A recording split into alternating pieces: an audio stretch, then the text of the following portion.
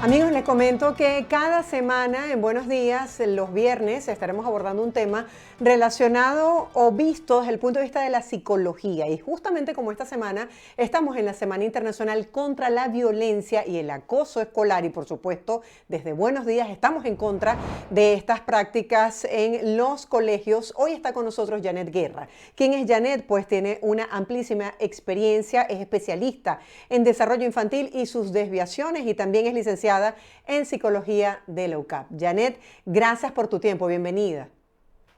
Muchísimas gracias por la invitación y hablar de un tema tan necesario como es la prevención del acoso escolar. Muchas veces nosotros como padres y sobre todo donde quizás en nuestros países de origen es muy normal lo que nosotros decimos la echadera de broma, no sabemos identificar cuándo es un caso realmente de bullying o de acoso escolar. Quisiera que nos hablaras acerca de eso, las características para decir, bueno, hay que entender que esto va más allá de la simple echadera de broma. Así es. Sí, usualmente lo denominamos acá lo que es el chalequeo. Ujú. Sí, y el chalequeo tiene relación con el acoso, pero no es exactamente lo mismo. Culturalmente, tal cual como dices, echar esas bromas, mm, eh, hacia los otros, hacia algunos en particular, suele ser muy común. Sin embargo, esas bromas pueden hacer mucho daño, causar mucho daño y llegar a victimizar. Y ahí aquello que llamamos el chalequeo deja de ser solo chalequeo para convertirse en acoso. Janet, Estamos, ujú. ¿sí? Sí, disculpa, quería que incluyeras si, por ejemplo, el acoso en redes sociales también tiene que ver con ese acoso que afecta directamente a los jóvenes que ya están en edad de utilizar redes. Así es tanto el acoso directo que puede estar siendo realizado o vivido como el ciberacoso. Cualquiera de esos, ¿qué es lo que implica? Una intención de hacer daño. Son acciones negativas con la intencionalidad de hacer daño a otros o a alguien en particular. Eso es lo que llamamos. Hay la intención de hacer daño y eso es lo que tenemos que saber. Y se establece una asimetría de poder donde el victimario ejerce su poder haciendo daño a la víctima. El acoso se da entre pares, se da entre pares, aunque también puede darse entre figuras de autoridad y también los estudiantes, pero es muy común cuando lo hablamos del acoso escolar que se dé, como te decía, en pares y puede ser también a través de las redes a través de mensajes, correos insultantes, mensajes destructivos del otro. ¿Cómo Que abordar por su- estos temas en familia para que nuestros hijos tengan Ajá. una autoestima robustecida y que se pongan, como dicen, el traje de foca? Así es, muy importante lo que estás diciendo de poder contribuir con nuestros chicos y chicas a que desarrollen esa fortaleza, esa resiliencia para poder manejar de manera adecuada esta situación. Y el manejo familiar, el apoyo familiar es clave en este sentido. ¿Qué suele ocurrir en ocasiones? Que también en las familias son culpabilizados. ¿Por qué te dejaste? Mm, ¿Cómo te has dejado? Que yo no me entere que te dejaste. sí. Esa no es la solución porque ahí no estamos fortaleciendo. Vamos a fortalecer hablando de lo que es el acoso, viendo cómo lo ve cada uno y brindándole a nuestro hijo o hija todo el apoyo para que sepa que puede conversar con nosotros y que conversando con nosotros vamos a buscar un modo de cómo él o ella puede responder de una manera más adecuada ante esa situación. Cuando se da, por ejemplo, el acoso verbal en los colegios, ¿qué es lo recomendable? ¿Que el niño aprenda a poner límites o tratar de evadir la situación? Porque hay jóvenes que dicen, bueno, entre más se moleste, más le echan broma. Claro, lo que ocurre es que cuando hablamos de cómo responder a esa Ujú. situación sin tener que evadirlo, no es necesariamente que yo responda agresivamente. Hay modos de responder, hay modos de dialogar o a quién tengo yo que recurrir. Yo tengo que ver, tengo que saber responder en ese momento para no dar pie también a que se incremente el daño que se está haciendo, pero sí tengo que buscar poner un límite. No logro poner un límite, tengo que buscar apoyo en mis profesores, tengo que buscar apoyo en la institución escolar.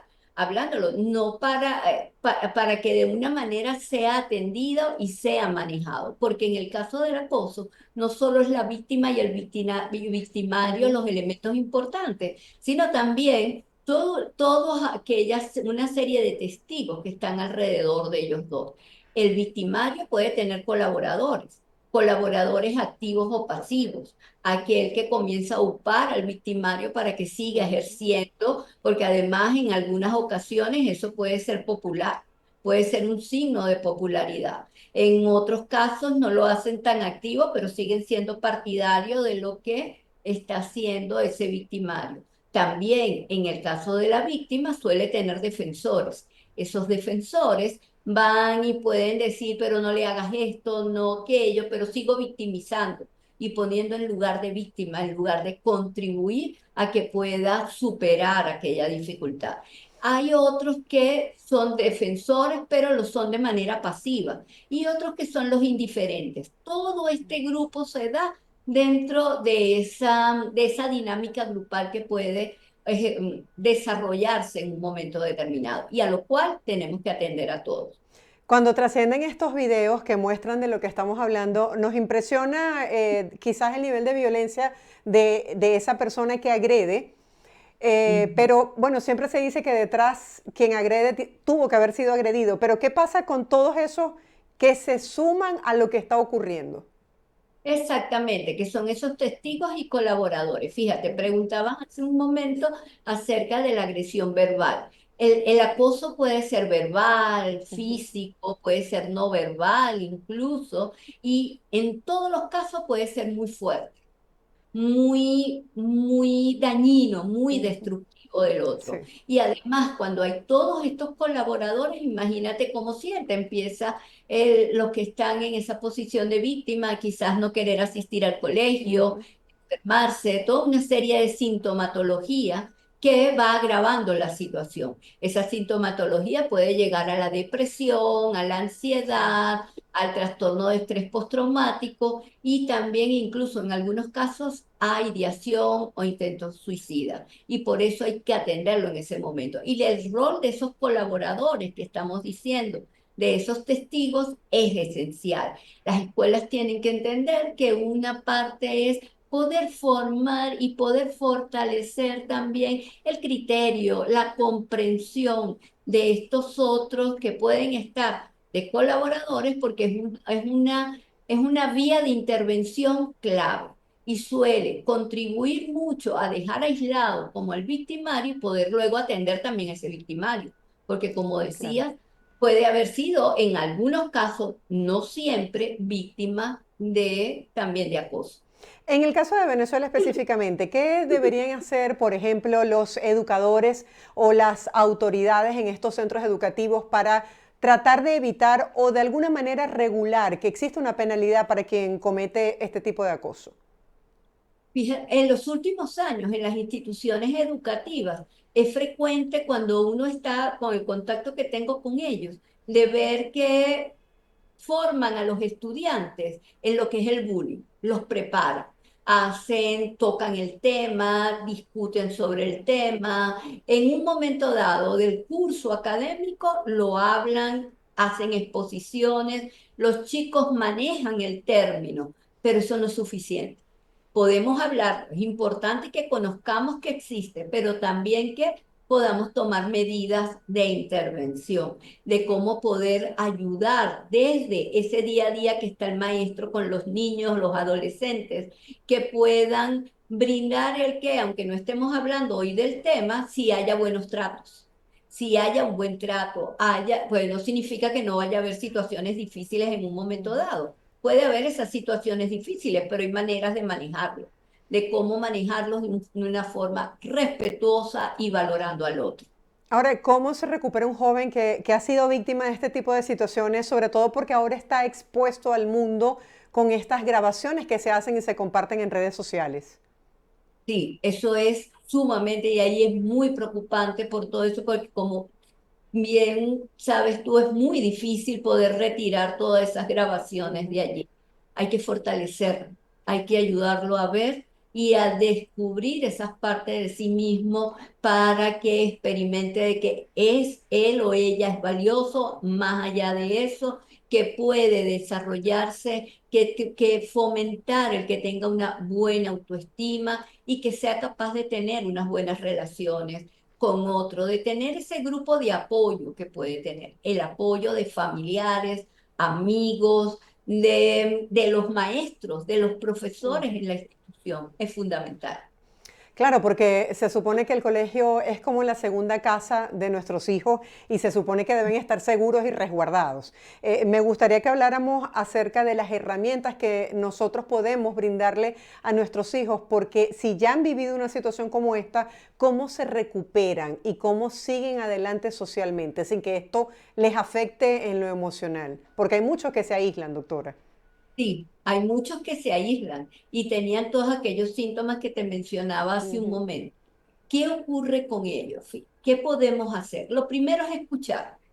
Tenemos que escuchar a nuestros hijos, escuchar sin juzgar lo que nos está diciendo, porque ¿qué buscamos? Y entonces a veces tengo hasta que se me surgen, bueno, por mi propio estilo de personalidad, por mis propias creencias, tengo que morderme la lengua y ya va, yo tengo que escuchar, tengo que buscar comprender lo que él o ella está viviendo a su edad, porque no es mi misma edad, es su edad, es mi hijo y yo tengo que protegerlo y brindarle esa seguridad. Entonces, es comprender lo que él o ella está viviendo, poder entenderlo y cuando lo escucho, ayudarlo a que pueda expresar, a reconocer y expresar la emoción que está sintiendo y que esas emociones son válidas. Emociones como el dolor, la tristeza, el sentirse ansioso, el sentirse estresado, ese estrés de no quiero ir al colegio, pues que lo hable conmigo como madre, como padre,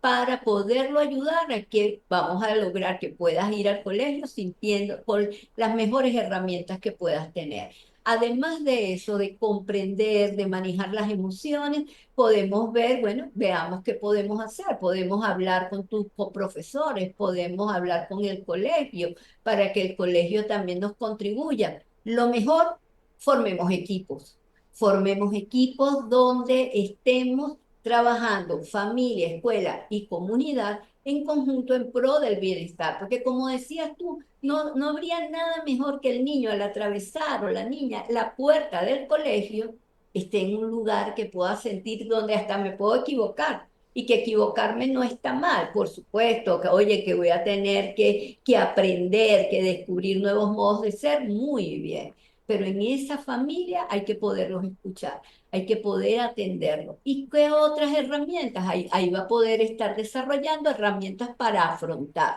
el cómo responder, el cómo hablar cuando estoy rabioso, que no es agredir yo también, porque ahí no vamos a ningún lado. Pero eso no Sí. significa que no pueda expresar mi malestar, que no pueda responder de alguna manera diciendo, no, yo soy importante, tú no me interesa lo que estás diciendo, yo voy, pero si sigues acosándome de esta manera, voy a hablar con el profesor tal, con tal, y puedo activar mecanismos y protocolos de protección que deberían tener las escuelas para Doctora, hay atender. quienes dicen que el bullying o el acoso siempre ha existido, solo que en este momento quizás se conoce más por la globalización a través de las redes.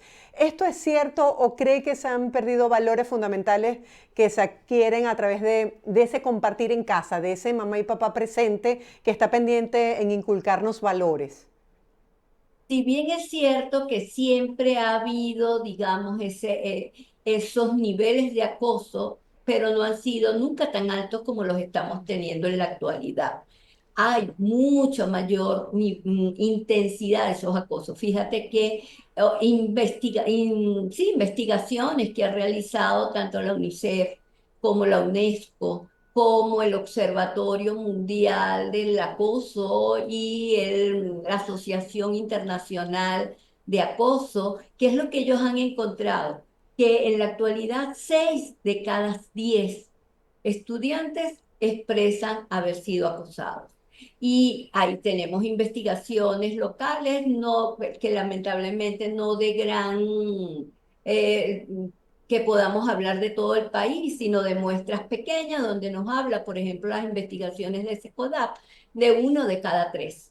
Uno de cada tres estudiantes manifiesta haber sido acosado. Son niveles muy altos.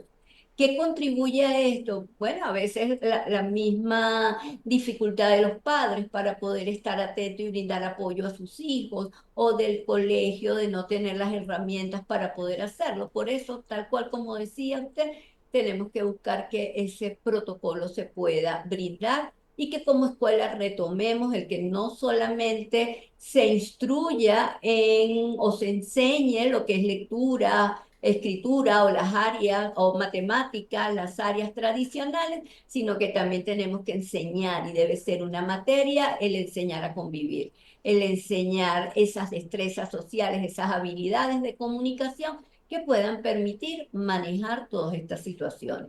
Y estimulando, por supuesto, el valor personal de cada estudiante, con las diferencias que todos tenemos. Todos somos Doctora, diferentes.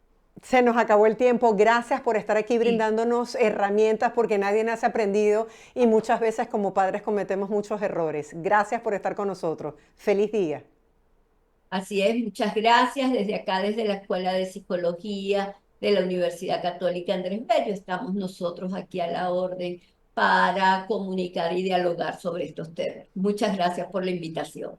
Gracias a usted. Era la psicóloga venezolana Janet Guerra compartiendo con nosotros esta información de interés justamente en la Semana Internacional en contra del acoso escolar. Nosotros nos despedimos y lo hacemos con esta iniciativa. Cuando se habla de cáncer se piensa directamente en el cáncer de la mujer, pero ¿qué pasa cuando los hombres están vulnerables pero no se cuidan? Pues les voy a hablar acerca de esta gran iniciativa que está emprendiendo la farmacéutica Johnson & Johnson, escuchen bien, en colaboración con la Asociación de Cáncer de Próstata, que promovieron desde España esta campaña denominada Hablemos de tiempo, hablemos de próstata, donde médicos y pacientes hicieron hincapié en la necesidad de que los hombres a partir de los 50 años de edad acudan a las revisiones para descartar el cáncer de próstata, el tumor más frecuente entre este género.